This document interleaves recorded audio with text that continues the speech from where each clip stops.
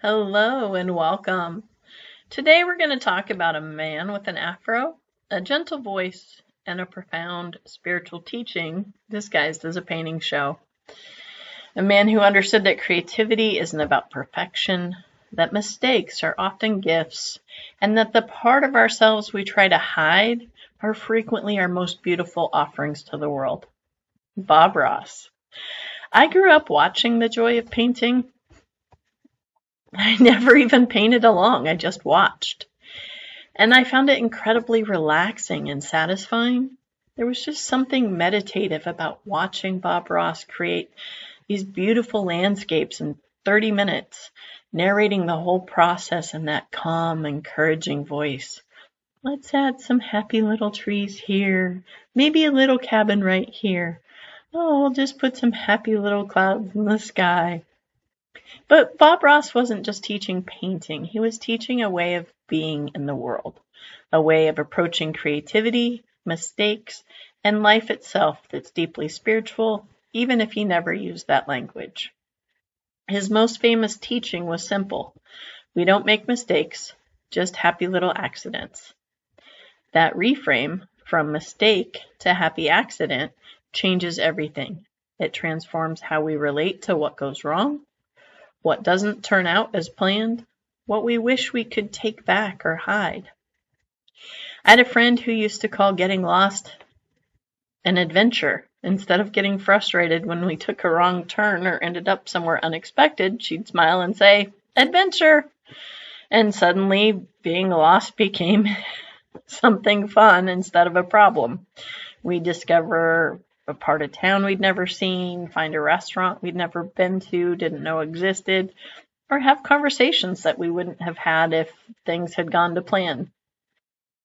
That reframe usually made everything more fun, and it took the pressure off having to get it right and opened up space for discovery and surprise, and for finding something good in what we initially thought was wrong. I think that's what Bob Ross taught. And that's what we're going to explore today. How letting go of perfectionism opens us to creativity, authenticity, and the recognition that what we call mistakes are often exactly what the universe is trying to express through us. Let's start with something fundamental, the nature of creativity itself. Unity teaches that we are made in the image and likeness of God. If God is the creator and we are expressions of God, then creativity is our nature. It's not something some people have and others don't. It's not a talent reserved for artists. Creativity is what we are because we're expressions of the creative source. Bob Ross understood this. He famously said, "Talent isn't a pursued interest. Anything you're willing to practice, you can do." Actually, he said talent is a pursued interest. Sorry. He didn't believe in innate talent that some have and others lack.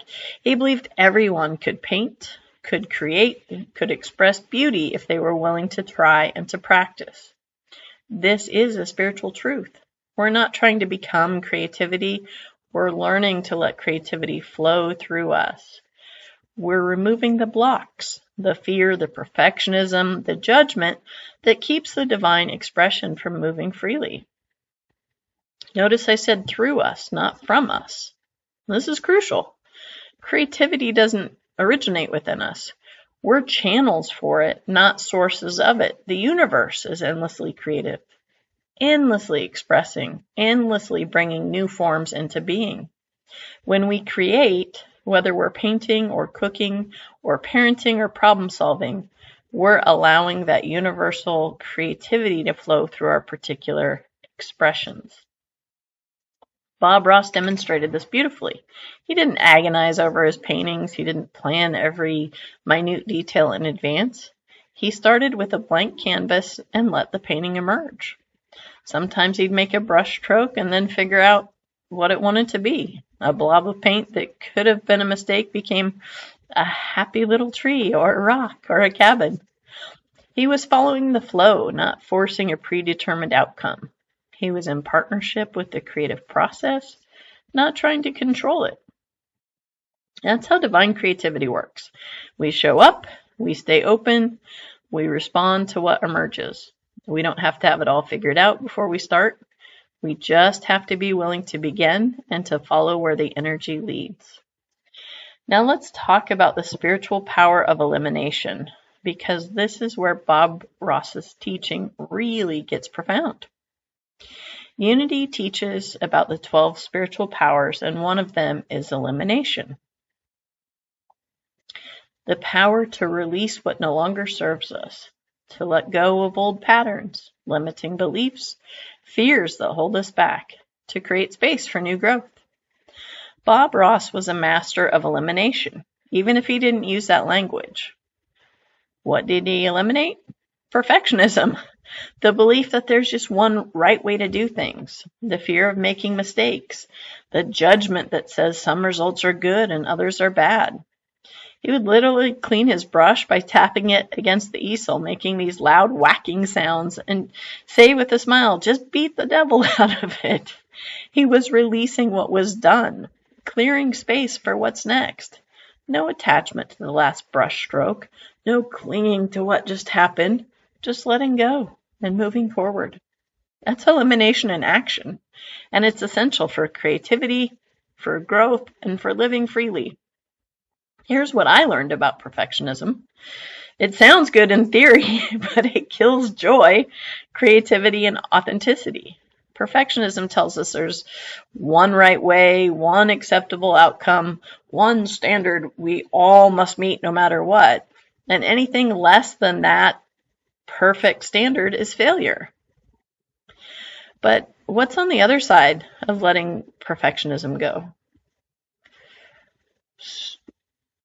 It's just so much better than perfection. Done is on the other side. How many projects never get finished because they're not perfect? How many dreams stay stuck because we're waiting until we can do them perfectly? Bob Ross created over 30,000 paintings in his lifetime. They weren't all masterpieces, but they were done. And done beats perfect every single time, in my book. Fun is on the other side. He clearly enjoyed painting. You could hear it in his voice, see it in his relaxed posture. He wasn't stressed or anxious about getting it right, and it wouldn't have been fun to watch if he was. He was playing. When we let go of perfectionism, we get to play again. We get to enjoy the process instead of white-knuckling our way towards some impossible standard. Freedom is on the other side of perfectionism. Perfectionism is a prison. It tells us we can't try anything unless we're sure we'll excel at it. It keeps us small, safe, stuck. When we release perfectionism, we're free to experiment, to fail, to learn, to grow. We're free to be beginners, free to be mediocre at something just because it brings us joy. And authenticity is on the other side. Perfectionism demands that we conform to some external standard of what's right or good or acceptable. But authenticity asks, what wants to emerge through you? What's your unique expression?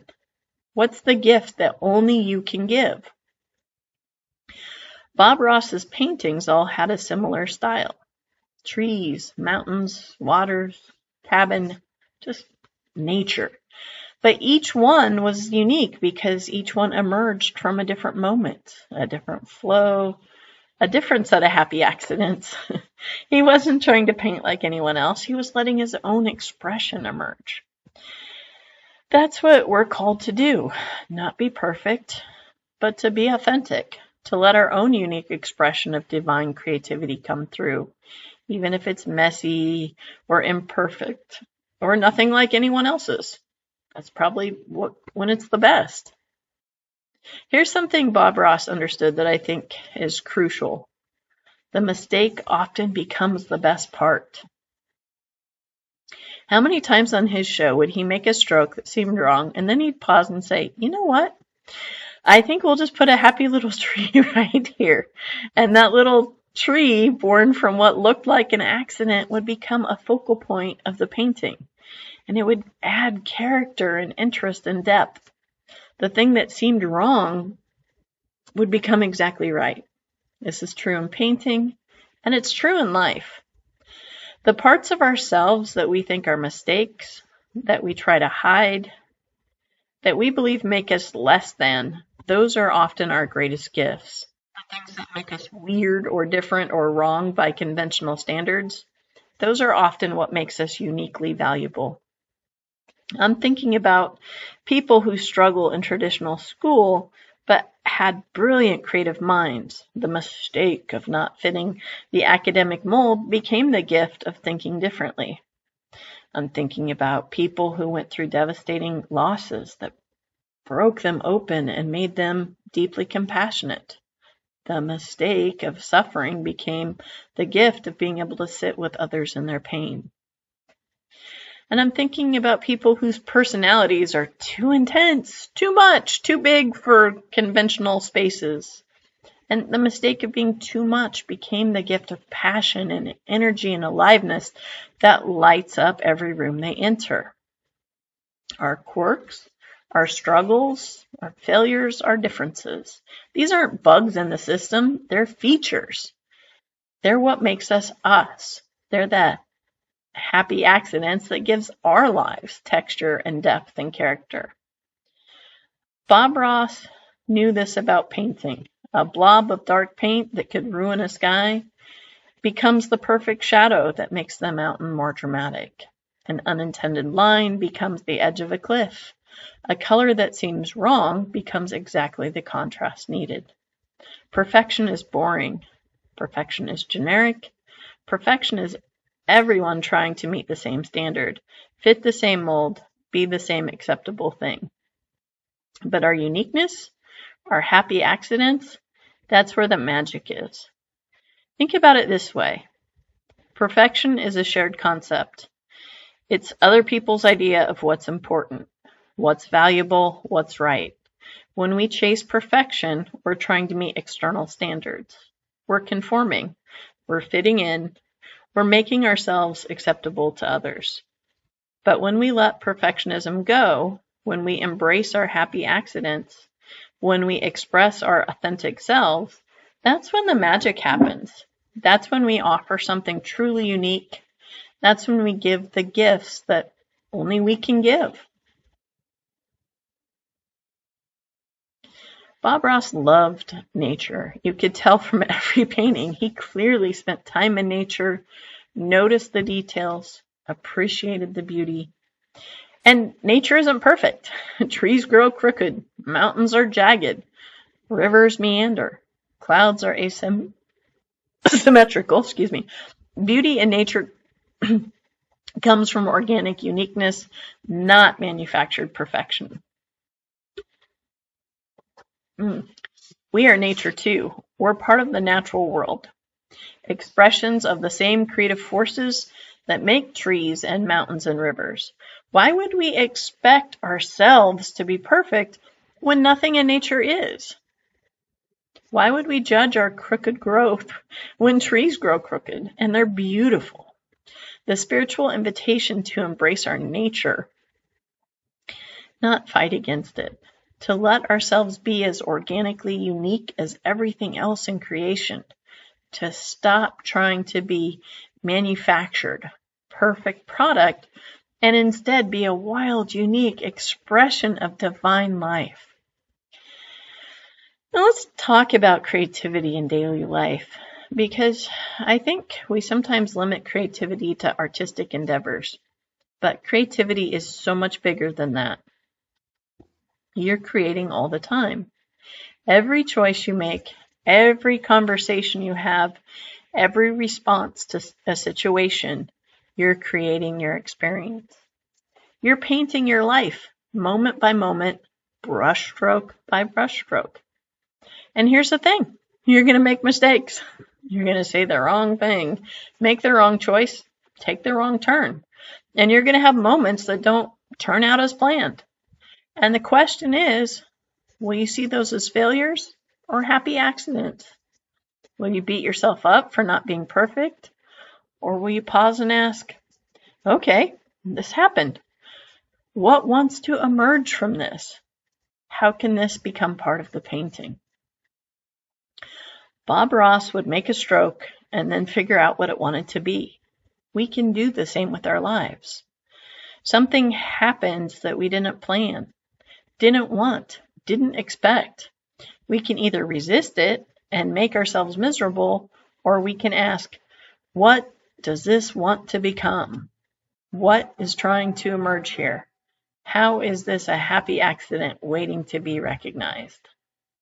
This doesn't mean we're passive or that we don't take responsibility. It means we stay creative instead of getting stuck in judgment. We stay open instead of closing down in shame or fear.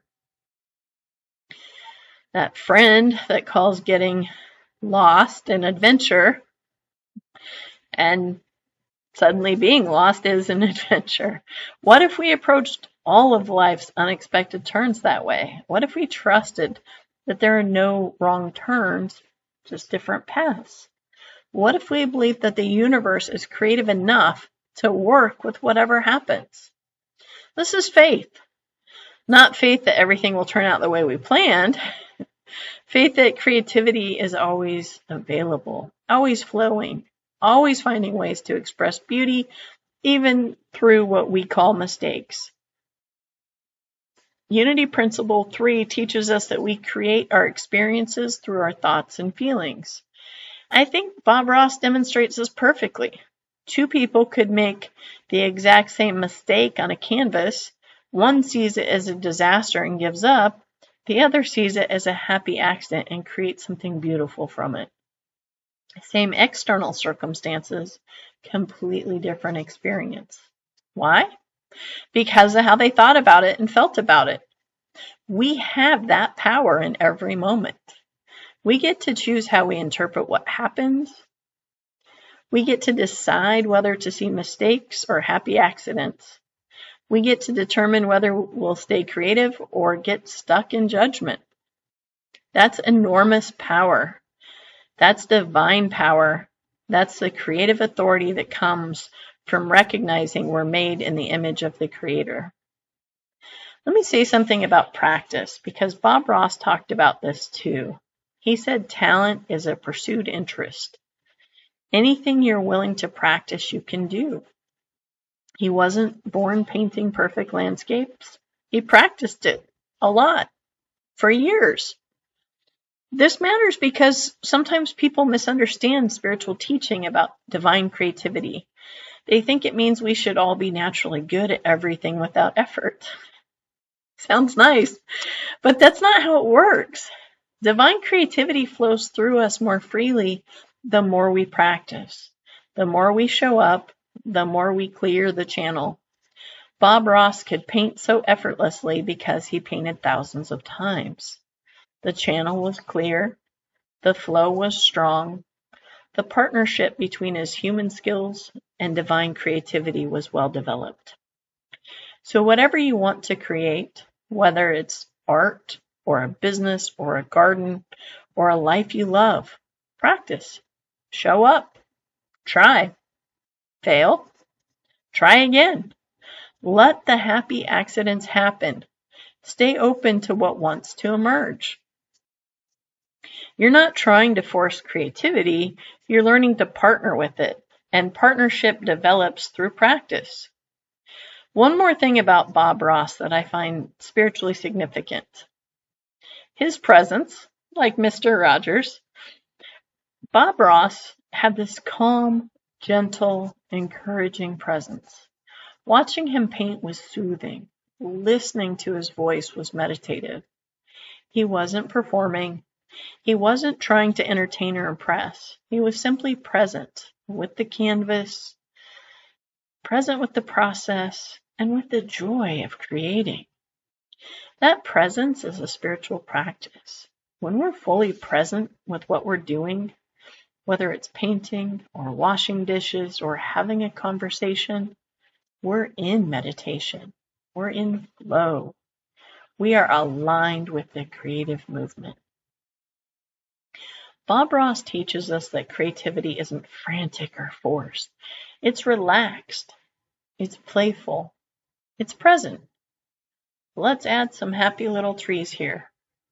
Not stressing about whether the trees are perfect or in the right place, just adding them and seeing what happens. That's how we can live, present with this moment, open to what wants to emerge, not forcing outcomes, but following the flow, adding our happy little trees, trusting that it'll be part of the overall picture, creating with the universe. Let's take some time now to connect with our own creative nature, to practice letting go of perfectionism and welcome whatever happy accidents want to emerge. Find a comfortable position and allow your eyes to close or your gaze to soften. Take a deep breath in, and as you release it, let your body settle into this moment. There's no rush. There's no right way to do this. Just be here. Take another deep breath, breathing in creative energy. As you exhale, release any need to be perfect. You don't have to do this meditation right. You just have to be here. Imagine yourself standing in front of a large blank canvas. You're holding a paintbrush, and beside you are paints in every color imaginable. This is your canvas, your life, your unique expression. You might feel nervous. What if I mess it up? What if it doesn't turn out right? Notice those thoughts, if they appear, and then hear Bob Ross's gentle voice. We don't make mistakes, just happy accidents. Take a breath and trust that whatever you create will be exactly what wants to emerge. Now, without overthinking it, make your first brush stroke. Any color, any movement, just begin. Notice how it feels to put that first mark on the canvas. Maybe there's fear. Maybe there's excitement. Maybe there's both. All of it's welcome. Make another stroke. And another. You're not trying to paint something specific. You're just letting the brush move. Letting color appear. Staying open to what wants to emerge. Now imagine you make a stroke that seems wrong. And the color's too dark, or the line goes in the wrong direction.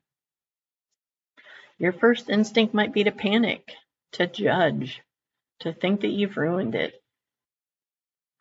But pause and look at that mistake and ask it, what do you want to become?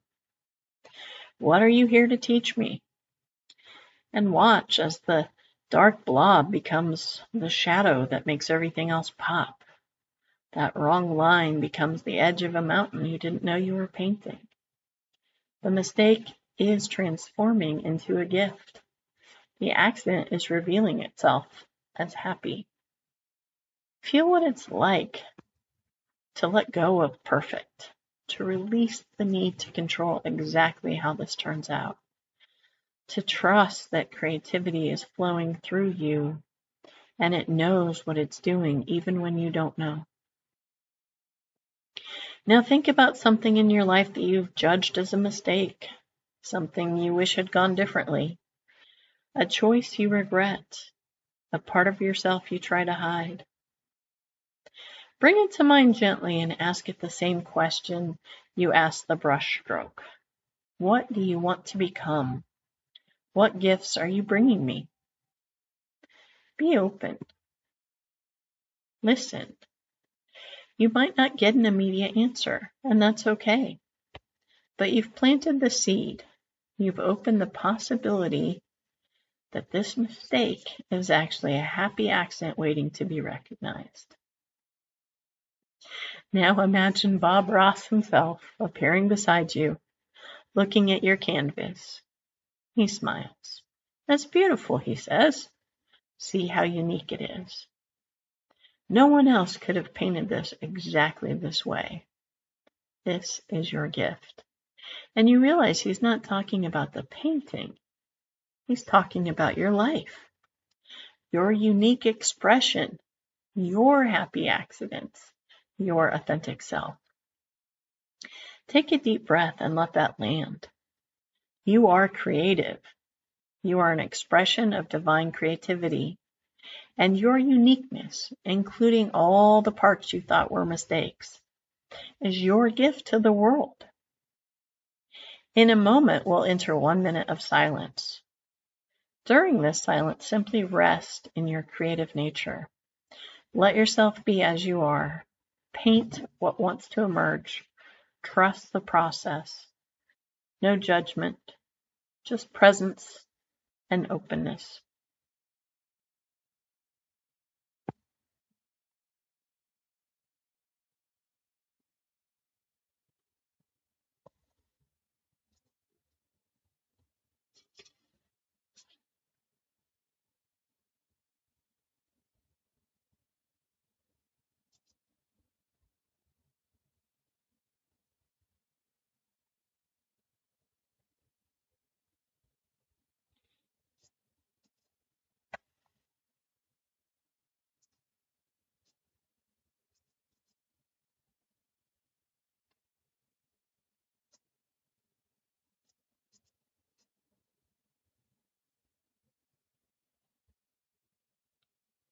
As we return from silence, take a deep breath.